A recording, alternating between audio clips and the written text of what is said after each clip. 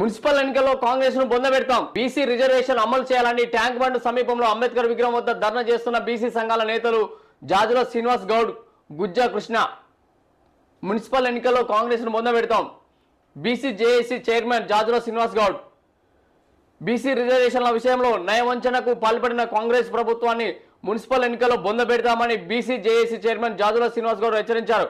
బీసీలకు 42% రిజర్వేషన్లు కల్పించకపోవడంపై ఆయన తీవ్ర ఆగ్రహం వ్యక్తం చేశారు.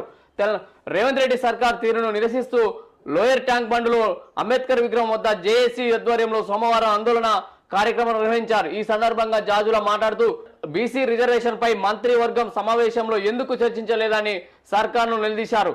చట్టపరంగా ఇవ్వలేనప్పుడు పార్టీ పరంగానైనా ఇస్తామని ఎందుకు ప్రకటించడం లేదని ప్రశ్నించారు. కాంగ్రెస్ బీజేపీ కుమ్మకై బీసీలకు ద్రోహం తలపెడుతున్నాయని ఆరోపించారు. ధర్నాలో బీసీ జేఏసీ నేతలు గుజ్జ కృష్ణ, కుందారాం, గణేష్ చౌదరి తదితరులు పాల్గొన్నారు.